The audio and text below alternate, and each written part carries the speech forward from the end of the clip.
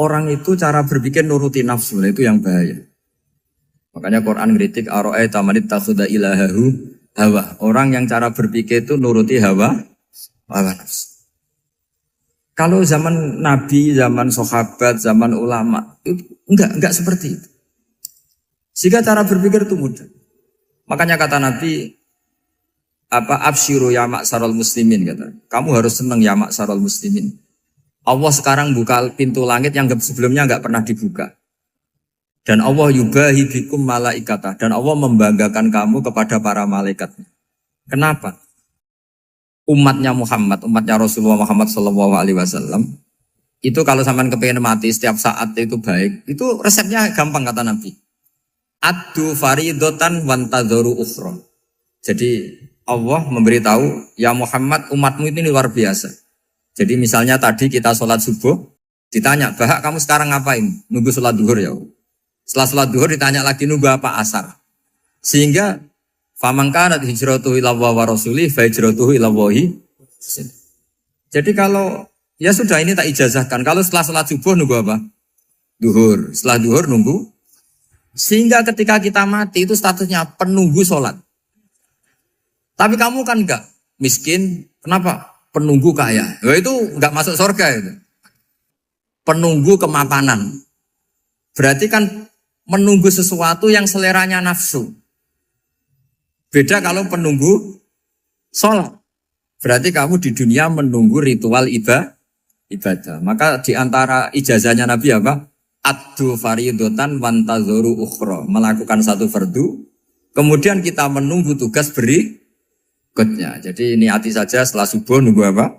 Duhur. Setelah duhur, meskipun kita di perapatan, apa? Nunggu asar ya. Tapi ya asar betul, jangan nunggu tok pas asar enggak. Jadi sebetulnya umat ini gampang sekali. Jadi di antara kebanggaan Allah, yubahi itu Allah bangga dengan malaikatnya adalah umat ini adalah addu faridotan wantadzoru ukhra. Melakukan satu fardu, kemudian menunggu fardu yang lain. Dari mengkhidmati kampus, ingin mengkhidmati masyarakat. Dari satu masyarakat lokal Semarang menjadi sampai sekarang, sampai Banjarmasin, Unisula mau bikin kampus di sana, terus gitu. Dari satu tugas ke tugas yang lain. Makanya Islam diajarkan setelah satu tugas selesai, faida faruh tafan sok. Jadi sehingga hidup kita itu dinamis. Dari satu kebaikan menunggu kebaikan lain, dari satu kebaikan menunggu. Sehingga hidup kita ngapain? Nunggu satu kebaikan. Ini sudah masuk faman kanat hijratuhu ila wa rasulih, fa hijratuhu ila wahi wa rasulih. Sehingga bayangkan kalau kita direkam Allah. Gusti kula ampun mati nak dereng sugih. Wis melarat puluhan tahun, sakit, nunggu sesuatu sing sifatnya nafsu, kepengin sugih. Sugih tok aja cukup. Tahu buruh wong sing tahu ngenyek ndekne lho, itu kan urung-urung wis dendam. Saya belum mau mati sebelum kaya dan buruhkan orang yang pernah melecehkan saya. Wis ngono akhirnya mati urung sugih. Berarti wis fakir matine hasud. Mau itu ngenes dunia akhirat kan kira-kira seperti itu. Kamu santai aja kalau fakir berarti meringankan hisab karena ada banyak harta. Yang mau dihisab papanya enggak punya apa-apa. Jadi saya mohon sekali ya, Islam itu mengawal kebahagiaan. Sebab itu sampai bahagia itu menjadi perintah Islam, qul bi fadlillah wa bi rahmati fa bidzalika falyafrahu. Karena dengan bahagia bi taat diharapkan orang Islam itu tidak bahagia atau cari kesenangan lewat jalur apa maksiat. Sehingga ciri utama wali apa? Ala inna awliya Allahi la khaufun alaihim walahum yahzanun. Sehingga ulama dulu itu rileks-rileksnya. Termasuk yang saya ceritakan tadi, Imam Ahmad, Imam Syafi'i. Itu melihat apa saja rileks. Ya tadi kalau disenangi orang ya barokah, punya kawan kebaikan. Nak dineng ya barokah dineng di getingi tonggo rada utang, ngeranjuk tulung gitu. Jadi rileks saja. Masyhur itu Imam Syafi'i ngendikan waman asaa ilaika faqat atlakoka. Orang yang berbuat buruk sama kamu hakikatnya adalah membebaskan kamu. Atlako itu apa? Membebaskan. Enak gak jadi hidup gitu? Kalau kamu kan enggak, kok gedeng aku salahku apa? Malah kamu ujub tuh, orang kok gak tahu salahnya.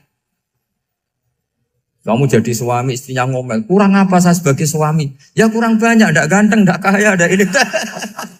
Malah kalau diterangkan malah parah toh. Ya sudah rileks saja. Kalau dia ngomel ya tadi, alhamdulillah dapat pahala tanpa apa? Biaya. Terus ngomel kan butuh energi, paling yang tidak kuat 3 jam. Nanti juga berhenti apa? Terus ambil nilai positifnya. Misalnya ngomel sama suaminya, bagus lah. Kalau ngomel sama tetangga malah kayak apa gitu aja udah. Jadi ulama dulu itu gampang sekali melihat melihat hidup. Rasulullah ya gitu, melihat hidup tuh gampang saja. Ketika tanya, ya Aisyah apa ada sarapan? Tidak ada ya Rasulullah, ya sudah saya tak puasa. Jadi enteng saja. Kadang-kadang beliau ingin puasa, ya puasa sunat, ada sarapan nggak jadi puasa. Rileks. Nabi itu rileks. Kalau ngajari kebaikan juga rileks. Nah sekarang itu banyak orang yang karena mungkin kurang baca, Islam itu kayak menjadi aturan yang bengis, yang repot, yang mengekang.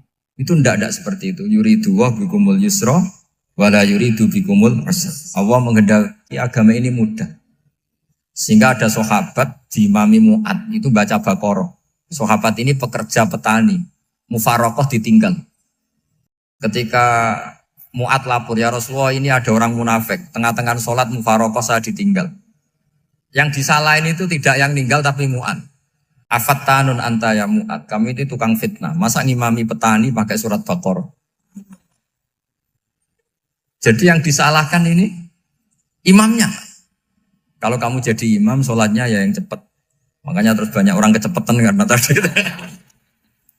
Jadi Nabi itu enteng sekali. Jadi apa ya, Nabi itu beda dengan yang kita bayangkan beda. Nabi pernah ngaji di masjid, kemudian ada tetangga lewat pakai cangkul ke kebun. Semua sahabat gerutu. Ini orang tidak benar, ada Nabi ngaji ditinggal saja ke kebun, tidak ikut ngaji. Jawabannya Nabi tidak, itu bagus itu ikut sunnah saya. Kenapa ya Rasulullah? Dia kerja nyari halal. Dan untuk menghidupi keluarganya itu juga ajaran saya. Sehingga yang ngaji ya ajarannya Nabi, yang enggak ngaji karena kerja mencukupi keluarga juga ajarannya Nabi. Segampang itu. Oh, kalau kayaknya kamu kan, wes gak roh akhlak kan gitu. Nabi rileks saja Nabi. Sampai bisa lihat itu di Ihya, di bab Fadhailul Kasbi. Makanya ini penting sekali supaya orang itu berpikir Islam atau mendakwahkan Islam itu berdasar sanad ya yang muttasil yang pernah dilakukan Rasulullah SAW. Sesuatu yang dilarang Allah itu pasti madhar. Maka untuk melarang seseorang bergantung sama narkoba misalnya atau hal-hal yang bahaya pada fisik, itu satu tentu bagi ahlullah, tentu karena takut Allah. Tapi banyak masyarakat yang memang benar-benar bisa meninggalkan narkoba karena efek buruknya ganja. Bahwa itu mengakibatkan sakau, mengakibatkan tidak sadarkan diri, mengakibatkan kebangkrutan ekonomi macam-macam. Sehingga mereka benar-benar benci sama yang namanya narkoba. Jadi di antara manhajul Quran itu kalau mentakbih, memburuk-burukkan maksiat itu mesti dikritik innahu kana fahisyah. Innahu kana fahisyata wa maqta wa sa'a sabila. Innahu kana fahisyata wa sa'a sabila. Diulang beberapa kali. Sehingga dibutuhkan kecakapan untuk menganggap satu hal yang buruk itu fahsyah, sesuatu yang enggak rasional, sesuatu yang tidak positif, sesuatu yang pasti berdampak negatif. Sehingga kalau misalnya tadi dibacakan oleh Qori, kuntum khaira ummatin ukhrijat linnasi ta'muruna bil ma'ruf wa tanhauna 'anil munkar. Untuk berhenti dari kemungkaran itu satu takbihun litil kal mungkar atau litil kal mungkarat, bahwa mungkarat itu kita cap, kita stigmasi bahwa itu buruk sekali. Seperti Nabi mengajarkan pemuda tadi, masa kamu suka ibu kamu digitukin lelaki lain, putri kamu, bule kamu, bude kamu, sehingga orang ini pikirannya termindset betapa buruknya zina. Sama seperti kita sukses memindset betapa buruknya narkoba, betapa buruknya bahan-bahan terlarang. Begitu juga seterusnya terus pengkhianat dan sebagainya. Tapi problem manusia adalah dia itu akan mencari kebahagiaan atau kesenangan sesaat. Maka caranya gimana? Keinginan senang lewat maksiat ini dilawan dengan nyaman dengan taat. Saya ulang lagi, nyaman dengan taat. Sehingga ulama dulu punya kalimatul munajat, artinya kalimat hubungan pribadi sama Allah yang menjadikan orang itu nyaman. Dan ini yang diajarkan kitab-kitab tasawuf. Kitab tasawuf itu sukses mengajarkan melihat alam raya ini semuanya nyaman, termasuk yang mengecewakan. Itu dianggap nyaman. Saya berkali-kali mengajarkan ilmu ini karena ini musalsal ila Rasulillah SAW. Itu pernah suatu saat Imam Ahmad itu dipanggil sama tetangganya, anak muda. Tentu Imam Ahmad ini orang yang sangat soleh, sangat waroi, sangat tunduk sama perintahnya Allah dan Rasul. Pemuda tadi manggil, ya Ahmad, datang ke rumah saya. Imam Ahmad datang. Setelah sampai ke pemuda tadi, sudah pulang lagi, saya tidak butuh kamu. Pulang lagi. Setelah sampai rumah dipanggil lagi, ya Ahmad, datang lagi. Datang lagi. Oh, saya tidak jadi butuh, pulang lagi. Sampai 3 kali. Dan itu perangai ekspresi Imam Ahmad itu atau ulama lain yang sesoleh beliau itu nyaman, indah. Beliau tetap senyum-senyum nyaman. Beliau tidak tersinggung, tidak terprovokasi, pokoknya tidak tersinggung, kelihatan nyaman. Lama-lama pemuda ini terus tanya, ya Ahmad, kamu saya perlakukan seperti ini kok tidak tersinggung? Kamu senyum-senyum saja, happy-happy saja. Jawabnya Imam Ahmad itu unik. Wahai pemuda, saya kamu panggil itu senang sekali. Karena kata Nabi, kalau kamu iman dengan Allah dan Rasul, maka hormatilah tetangga. Jadi saya senang. Karena nuruti perintah Allah untuk menghormati tetangga. Jadi tidak ada urusannya dengan kamu. Kagetnya kayak apa? Jadi dipanggil tetangga ya senang karena melakukan perintahnya Allah dan Rasul, yaitu ikramul jar, fal yukrim jarum. Disuruh pulang, kamu ingin saya pulang, ya saya pulang. Disuruh datang, ya saya datang. Jadi saya tidak tersinggung, saya tidak ada urusan dengan kamu. Urusan saya dengan Allah Subhanahu wa Ta'ala. Itu kalau bapak-bapak istrinya ngomel terus sabar itu ya bagus. Saya tidak punya urusan. Kalau kamu terprovokasi oleh istri, berarti kamu didikte oleh makhluk. Masa seorang rektor didikte makhluk? Kan tidak keren. Apalagi seorang Habib didikte makhluk, kan gak keren. Yang bisa mendikte kita hanya Allah Subhanahu wa Ta'ala. Dan Allah mendikte kita, mengajarkan kita wa ashiruhunna bil ma'ruf fa in karihtunna fa asa an takrahu shay'a wa yaj'alallahu fi khairan katsira. Jadi cara melihat istri kita bawel gitu atau cerewet, alhamdulillah ini ada pahala tanpa modal, cukup sabar. Kalau istri kamu sedang mesra, malah mintanya ke mall, malah biayanya tinggi. Murah mana? Dapat pahala dimarahin sama saat mesra minta ke mall. Milih yang pertama kan? Nah ya itu tidak usah modal. Ya gitu aja. Jadi kalau istri sedang marah, bawel, anggap saja ini rezeki. Dapat pahala tanpa apa? Biaya. Nah kalau pas rukun malah nantang ke mall, biayanya malah tinggi. Jadi ulama dulu itu melihat dunia itu happy. Pernah Imam Syafi'i dikasih tahu, orang yang tadi nyium tangan kamu ya, itu di rumah menghujat Anda. Jadi dia sopan hanya di depan Anda, kalau di luar menghujat Anda. Jawabnya Imam Syafi'i lucu. Ya baguslah. Yang cerita ini kaget. Kenapa bagus ya Aba Abdillah? Kalau manggil Imam Syafi'i ya Aba Abdillah. Ya berarti saya masih wibawa, di depan saya tidak berani katanya. Jadi dipandang enteng saja.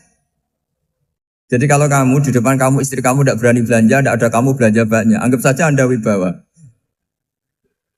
Jadi enteng saja. Pernah Imam Syafi'i dikasih tahu, separuh dari kampung Anda itu gak suka kamu. Ya bagus lah, kenapa? Oh nak rukun malah bakal utang katanya gitu. Kira-kira yang utang itu yang rukun apa yang neng-nengan? Yang rukun. Jadi enteng saja. Masyhur itu makalahnya Imam Syafi'i. Waman asa'a ilaika faqad atlaqaka. Orang yang berbuat buruk sama kamu berarti membebaskan kamu. Kalau saya sedang nenengan sama Habib Hasan Toha Putra, beliau naik Alphard gak nawarin saya sah karena baru nenengan. Tapi kalau sedang rukun malah harus repot mana? Rukun sama ndak rukun? Repot rukun sebetulnya. Jadi Imam Syafi'i itu happy saja. Kalau sedang rukun sama tetangga ya dianggap rukun itu satu kenikmatan. Sedang tidak rukun ya dianggap satu kenikmatan. Jadi orang dulu itu serilek itu melihat dunia. Kalau kita kan enggak, ego. Wah saya ini suami kok dimarahin istri. Wah ini egonya bangkit. Padahal egonya bangkit itu ada kebodohan di situ. Yaitu seorang rektor didikte seorang istri, seorang makhluk. Apalagi kalau Anda daftar wali itu tidak akan jadi wali. Ini wali kok tunduk sama makhluk. Karena didikte apa? Makhluk. Maka Imam Ahmad ketika tetangganya bully gitu ya santai saja, beliau happy. Ketika pemuda tadi eskal janggal. Kenapa kamu gak tersinggung ya Ahmad? Memangnya saya harus tersinggung gimana? Kan tak panggil tidak jadi, tak panggil tidak jadi. Hei pemuda, saya ini tidak punya urusan dengan kamu. Saya nuruti kamu karena perintahnya. Saya senang melakukan perintah Allah, harus berbaik sama kamu. Sampai 3 kali.